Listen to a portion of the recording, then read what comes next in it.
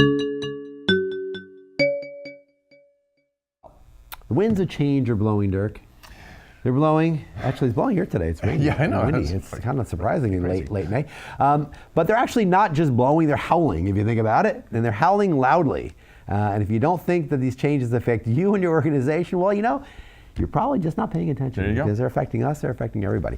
And that's the central theme in the article, How Broken is Your Business Model, which ran in Wednesday's issue of the Quality Digest newsletter. You can see it right there. The author is Steve McKean. He's a branding expert, and he's also the president of a marketing agency. And all that really puts him squarely in a position to know whence he speaks when it comes to change. He's a marketer. He's kind of in the same analogous business to what we are here. He's working with clients. He's trying to look at brand value and trying to deliver value in terms of what these companies want to do in the marketplace. Sure.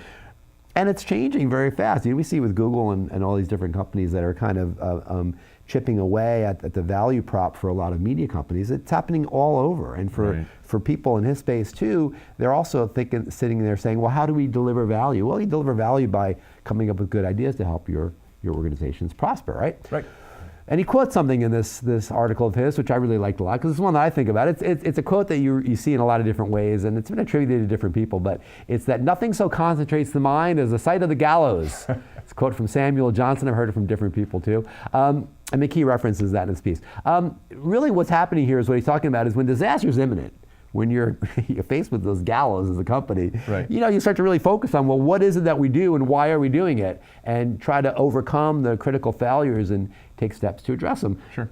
The question is, can you do that before you get to the gallows? Can you do it when you say, well, there might be gallows over there, I better try to change before we get executed. And the example he uses, and it's a good one, the example he uses is Toys R Us. As we know, Toys R Us recently filed for bankruptcy. Now, of course, that's bad for Toys R Us investors, employees, the board, everything else. But think about, for instance, Hasbro and Mattel. Sure. Okay? Their business model was wrapped up intricately in the Toys R Us business model. They're maybe not far behind. Yeah. If they don't challenge themselves to really discover what you call the inherent value of their brands, why they're in business, what they're there to do, then they may not succeed either.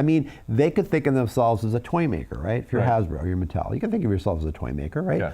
But you could also consider yourself maybe in the entertainment space or the education field. Right. There's a lot of different ways to think about yourself other than just as a toy maker, because if you think about yourself as a toy maker and the #1 toy retailer in the world goes under, there's still Amazon, but then the pricing pressure that Amazon can put on you is such that you're kind of stuck. Yeah. But if you can break out of that mold and say, well, what else is it that we do? What is our culture that we can adapt from one thing to another? Then you're in a bit of a better shape. You don't want to be locked into doing the same old thing in the same old way. That's really the recipe for disaster that McKee is talking about here. When I think about this, I think about it as risk management. Sure. It's no different from having suppliers all over the world as opposed to in one place. Yeah. The classic example of that was the Fukushima disaster in Japan. Knocked out a heck of a lot of electronic companies. It hurt them badly because a lot of suppliers were right there. Yeah. If you got all of your suppliers, if you got either your suppliers or your distributors all in one basket, then that's no good. That's not a good idea, no right? bueno. And the exercise you want to do is a SWOT analysis, right? Typically you do the strengths, weaknesses,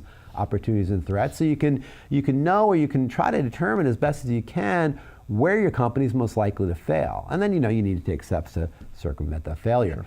I'm a big game guy. I like sports and games and stuff. There are certain games like basketball or hockey, chess is another good one, where you're either kind of playing defense or you're playing offense. Right. And you want one to lead to the other, but really in business, you need to do both at the same time. Yeah. And what McKee is saying here is, you don't want to just think about it as, okay, well, our business model is broken, right? And we have to take steps to address that.